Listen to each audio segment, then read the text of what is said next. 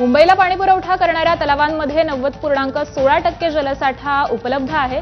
तुळशी तलाव काल सायंकाळी 6:45 भरून ओसंडून वाहू लागलाय, अशी माहिती ही बृहन्मुंबई महानगरपालिकेच्या जल अभियंता खात्याद्वारे देण्यात आली आहे। तुळशी तलावाची कमाल पाणी साठवण क्षमता ही 804.60 कोटी लिटर इतकी आहे। हा तलाव संजय गांधी राष्ट्रीय अभयारण्यात स्थित असून महानगरपालिकेच्या भांडूप जलशुद्धीकरण संकुलापासून जवळच्याच परिसरात आहे। मुंबईत 2 दिवसांपासून पावसानं जोरदार हजेरी लावली आहे। वाशिम जिल्ह्यात काल झालेल्या मुसळधार पावसामुळे शेलू बाजार गावाला लगतच्या असलेल्या अडाण नदीला पूर आलेला आहे। त्यामुळे शेलू बाजार येथील सखल भागात पुराचं पाणी हे काही प्रमाणात घरांमध्ये शिरल्यामुळे जीवनावश्यक वस्तू भिजल्यानं नागरिकांना मोठा त्रास सहन करावा लागला। प्रशासनानं पाहणी करत पूरग्रस्त नागरिकांना जिल्हा परिषद शाळेत राहण्याची व्यवस्था केली आहे।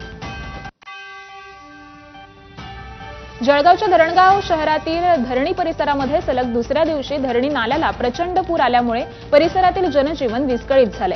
मध्यरात्रीपासूनच सुरू झालेल्या मुसळधार पावसामुळे नाल्याला नदी सदृश स्वरूप प्राप्त झालं असून कठडे नसलेल्या पुराचं पाणी मोठ्या वेगानं दुकानं आणि घरांमध्ये शिरलंय। परिणामी धरणी परिसर आणि जैन गल्ली ही पूर्णपणे जलमय झाली आहे। अनेकांच्या घरांमध्ये तसंच दुकानांमध्ये देखील पाणी घुसल्यामुळे नागरिक आणि व्यापाऱ्यांचं मोठ्या प्रमाणात आर्थिक नुकसान झालंय।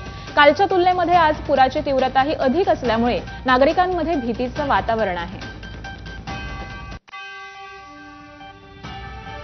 कोल्हापुरात पावसानं बहुतांश जिल्ह्यांमध्ये पुन्हा हजेरी लावली आहे। यामुळे धरण पाणलोट क्षेत्रात पाण्याची आवक सुरू झाल्यामुळे पाणी पातळीमध्ये वाढ झाली आहे। काल राधानगरी धरणाचे 3 स्वयंचलित दरवाजे उघडले। राधानगरी धरणातून एकूण 5,784 क्युसेकनं पाण्याचा विसर्ग सुरू आहे। भारतीय हवामान खात्यानं पुढील 5 दिवस पावसाचा इशारा दिलाय, तर बंगालच्या उपसागरात कमी दाबाचा पट्टा सक्रिय असल्यामुळे महाराष्ट्रामध्ये पावसाची शक्यता हवामान विभागानं वर्तवलेली आहे। कोकणासह मध्य महाराष्ट्रात बहुतांश ठिकाणी पावसाचा जोर हा कायम राहणार आहे।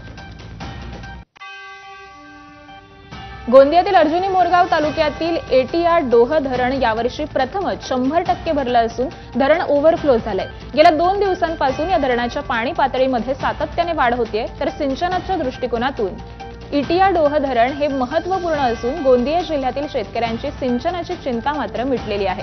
विशेष म्हणजे हे धरणाला पाण्याचा विसर्ग करण्याकरता दरवाजे नाहीयेत। भिंतीवरून पाणी ओव्हरफ्लो होऊन बाहेर विसर्ग होतो आणि त्यामुळेच पाण्याचा विसर्ग बघण्याकरता पर्यटकांची मोठी गर्दी या ठिकाणी असते। लातूर आणि धाराशिव जिल्ह्याच्या सीमेवर असलेल्या मांजरा धरणातून पाण्याचा विसर्ग सुरू करण्यात आलाय।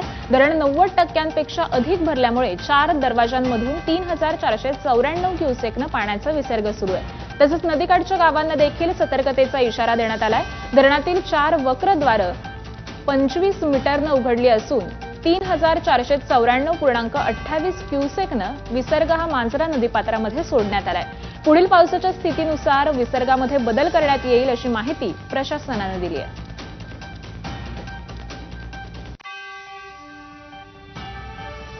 आणि एक महत्त्वाची बातमी पाहूयात। राज्यामध्ये 2 दिवसात पावसानं तब्बल 6 बळी घेतलेत। विदर्भात विविध घटनांमध्ये 4घांचा मृत्यू झालाय, तर 2 बेपत्ता आहेत आणि 3 जण हे जखमी झालेले आहेत। मराठवाड्यामध्ये देखील भिंत पडून 2घांचा मृत्यू झालाय। जळगाव जिल्ह्यात 8ही तालुक्यांमध्ये अतिवृष्टी झाली आहे। घरांची पडझड झाली आहे, तर शेत पिकांचं देखील मोठ्या प्रमाणामध्ये नुकसान झालंय। तर रायगड आणि रत्नागिरीमध्ये 2 दिवस पावसाचा जोर हा आपल्याला पाहायला मिळतोय।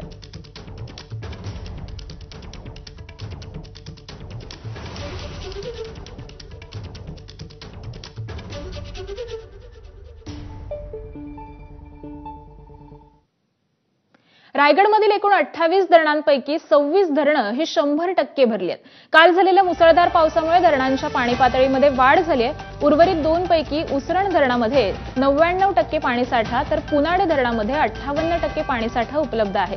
पावसाचा जोर कायम राहिल्यास धरण ओसंडून वाहू लागल्याची शक्यता देखील आहे। धरणकाठच्या नागरिकांना सतर्क राहण्याच्या सूचना आता या प्रशासनानं दिलेल्या आहेत।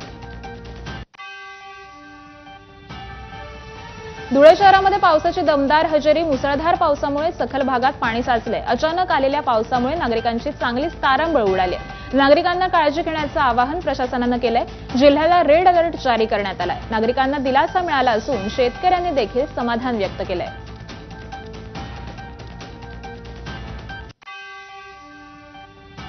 हिंगोली जिल्ह्यामध्ये कालपासून जोरदार स्वरूपाचा पाऊस पडतोय। त्याचबरोबर पैनगंगा नदीपात्रामध्ये आणि इसापूर धरण परिसरामध्ये मोठ्या प्रमाणामध्ये पाण्याची आवक करण्यात येते। यामुळे इसापूर धरणातून सोडलेलं पाणी कळमनुरी पुसद या महामार्गावर असलेल्या पैनगंगा नदीच्या पुलावरून वाहतंय। दरम्यान पुलावर पाणी वाहत असल्यामुळे पुलाच्या दोन्ही बाजूला लांबच लांबपर्यंत वाहनांच्या रांगा लागल्या होत्या। प्रवासी सुद्धा मोठ्या प्रमाणावर पुलाच्या दोन्ही बाजूला अडकून पडले होते। बीड जिल्ह्यात सततच्या पावसामुळे जिल्हा रुग्णालयाच्या छताचा भाग कोसळला। यामुळे रुग्णांच्या नातेवाईकांचा गोंधळ उडालाय। मागील आठवड्यातच अजित पवारांनी अधिकाऱ्यांची कान उघडणी केली होती आणि त्यानंतर रुग्णालय प्रशासनानं दुर्लक्ष केल्याचा आरोप आहे। सुदैवाने या घटनेत कुठलाही दुखापत झालेली नाही, मात्र रुग्णांमध्ये आणि त्यांच्या नातेवाईकांमध्ये भीतीचं वातावरण निर्माण झालंय।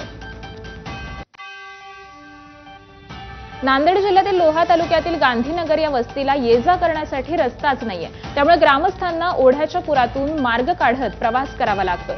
स्थानिकांनी रस्त्याच्या मागणीसाठी अनेकदा आंदोलनं केली, मात्र या वस्तीच्या रस्त्याकडे कुणीही लक्ष दिलं नाही। काल झालेल्या दमदार पावसानंतर ग्रामस्थांनी ओढ्याच्या पाण्यातून बैलगाड्याच्या मदतीने प्रवास केला। या घटनेचा व्हिडिओ बनवत स्वतः गावकऱ्यांनी प्रशासनाला पाठवले। किमान आता तरी रस्त्याची सोय करावी अशी मागणी ग्रामस्थांनी केली आहे। अहिल्यानगरमधील शेवगाव तालुक्यातील नवीन दहिफळ गावामध्ये महिला सरपंचाच्या गाडीवर विद्यार्थ्यांनी चिखल फेकलाय। चिखल फेकल्याचा व्हिडिओ सोशल मीडियावर व्हायरल होतोय। नवीन दहिफळ गाव ते ढोर हिंगणी छोटा गावापर्यंतचा रस्ता नसल्यामुळे संतप्त विद्यार्थ्यांनी रस्त्याने जाणाऱ्या सरपंचाच्या गाडीवर चिखल फेकला आणि रस्ता करण्याची मागणी केली आहे। ठाणे जिल्ह्याची तहान भागवणारं महाराष्ट्र औद्योगिक विकास महामंडळाचं बारवी धरण शनिवारी दुपारी 3:30च्या सुमारास ओसंडून वाहू लागलं। गेल्या अनेक दिवसांपासून बारवी धरण पूर्ण क्षमतेनं भरण्याची प्रतीक्षा होती। आता बारवी धरण पूर्ण क्षमतेनं भरल्यानं ठाणे जिल्ह्याची पाण्याची चिंता मिटली आहे। बारवी धरणातून ठाणे जिल्ह्यातील नागरी आणि औद्योगिक तहान भागवली जाते। ठाणे जिल्ह्यातील जवळपास सर्वच महानगरपालिका, नगरपालिका, ग्रामपंचायती आणि औद्योगिक क्षेत्राला बारवी धरणातून पाणी पुरवठा केला जातो।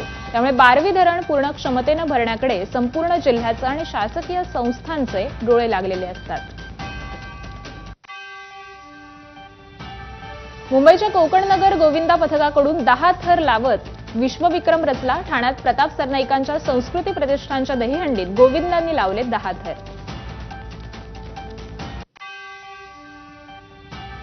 जोगेश्वरीच्या जय जवान पथकाची 10 थरांची हॅट्रिक, चक्क 3 वेळा लावले 10 थर।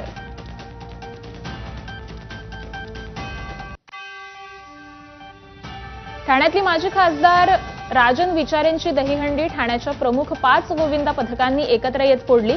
धर्मवीर आनंद दिघे स्मृती प्रित्यर्थ ही ठाण्यातील मानाची दहीहंडी समजली जाते।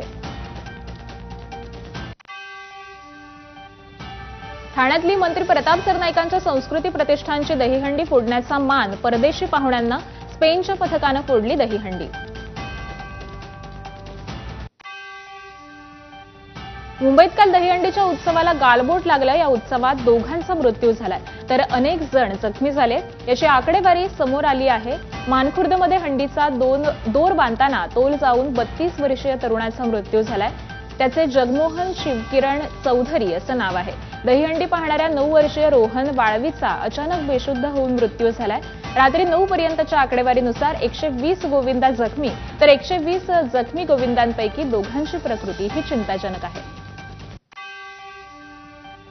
मुंबईत दहीहंडी दरम्यान जखमी झालेल्या गोविंदांवर महानगरपालिकेच्या रुग्णालयात मोफत उपचार करण्यात आलाय। पालिका आयुक्त भूषण गगराणींनी तसे निर्देश सर्व रुग्णालयांना दिले आहेत। महानगरपालिकेच्या रुग्णालयांमध्ये निःशुल्क उपचार करण्यात येणार। तसंच दहीहंडी दरम्यान जखमी झालेल्या गोविंदांची संख्या दर 3 तासांनी आपत्कालीन नियंत्रण कक्षास कळवावी अशी सूचनाही त्यांनी केलेली आहे। एक गाव एक दहीहंडी म्हणून प्रसिद्ध असलेली अलिबाग तालुक्यातील कुर्डूस गावामध्ये विहिरीवर 25 फूट उंचीवर दहीहंडी फोडण्याची वेगळी प्रथा आहे। विहिरीच्या शेजारी ही दहीहंडी पाहण्यासाठी काल प्रचंड गर्दी उसळली होती। ही दहीहंडी पाहण्यासाठी दरवर्षी हजारोंच्या संख्येनं गोविंदा हे दाखल होतात। वसंतदादा पाटलांची आठवण सांगताना शरद पवारांनी त्यांचं सरकार कसं पाडलं याचा किस्सा सांगितला। वसंतदादा पाटलांचं सरकार आम्हीच पाडल्याचं सांगत पवारांनी 10 वर्षांनी नेमकं काय घडलं हेही सांगितलं। 10 वर्षांनी वसंतदादांनी पुन्हा माझ्याकडे राज्याचं नेतृत्व देण्याचा निर्णय घेतला गांधी नेहरूंचे विचार मजबूत करण्यासाठी वसंतदादा भूतकाळ विसरले आणि विचारांची भूमिका घेतली असं पवार म्हणाले. पुण्यातील एका कार्यक्रमामध्ये बोलताना शरद पवारांनी हे वक्तव्य केलं. सांगली जिल्ह्यातल्या इस्लामपूरमध्ये महात्मा फुले शिक्षण संस्थेच्या प्राध्यापक डॉक्टर एन.डी. पाटील सभागृहाचा उद्घाटन सोहळा पार पडला. या सोहळ्याचं वैशिष्ट्य म्हणजे उपमुख्यमंत्री अजित पवार, शरद पवारांच्या राष्ट्रवादीचे आमदार जयंत पाटील, रोहित पवार आणि उच्च आणि तंत्रशिक्षण मंत्री चंद्रकांत पाटील एकाच मंचावर होते. यावेळी पवार काका पुतण्यामध्ये तुफान टोलेबाजी देखील झाली. अजितदादा आता गावकीचा विचार करतात, मात्र भावकीला विसरले. एकत्र असताना भाषणाचं कौतुक करायचे, आपल्याला मार्गदर्शन करत होते असं रोहित पवार यांनी सांगितलं. दरम्यान रोहित पवार यांनी बोलताना बंगला सोडत नसलेल्या धनंजय मुंडे यांच्यावर देखील तोफ डागली. ते म्हणाले की मंत्रिपद गेलं तरी काही जण बंगला सोडत नाहीत, मात्र त्यांनी एन.डी. पाटलांकडून आदर्श घ्यावा असंही म्हणाले. अपेक्षा होती की त्यांनी सांगावं की भाषण चांगलं झालं, अजून चांगलं कर. त्यांनी सांगितलं की भाषण चांगलं झालं, पण एक गोष्ट महत्वाची तुला सांगतो. म्हणलं काय? अरे भाषण देत असताना, अधिवेशनामध्ये बोलत असताना तुझ्यावर कॅमेरा असतो, जरा बटणं जरा वरपर्यंत लावत जा.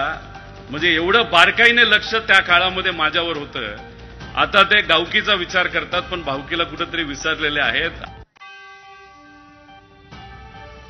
रोहित पवार यांनी भावकी काढून काका अजित पवार यांना डिवचल्यानंतर अजित पवार यांनी देखील भावकीमुळे तू आमदार झालास असं म्हणत पलटवार केला.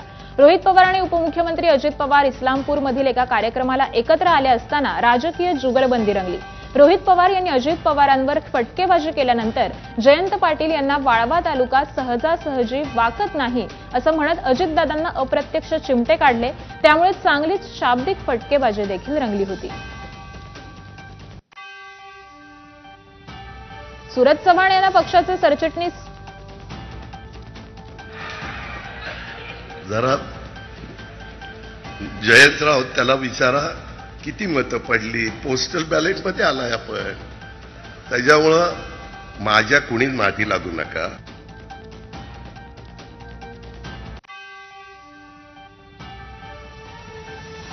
सूरज चव्हाण यांना पक्षाचं सरचिटणीस केल्यावरून अजित पवारांच्या राष्ट्रवादीमधला एक मोठा गट नाराज असल्याची माहिती आहे. राष्ट्रवादीचे प्रदेशाध्यक्ष सुनील तटकरे यांच्या कार्यपद्धतीवर दादांना मानणाऱ्या गटाची नाराजी असल्याच्या चर्चा ह्या सध्या सुरू आहेत. लातूरमधील छावा संघटनेचे प्रदेशाध्यक्ष विजयसिंह घाडगे यांना मारहाणीच्या घटनेनंतर सूरज चव्हाण यांना इतक्या लवकर पद दिल्यावरून पक्षातल्या दुसऱ्या फळीतल्या काही महत्वाच्या नेत्यांमध्ये अस्वस्थता आहे. पक्षाच्या या नाराज गटाने नाराजी अजित पवार यांच्याकडे देखील व्यक्त केली आहे.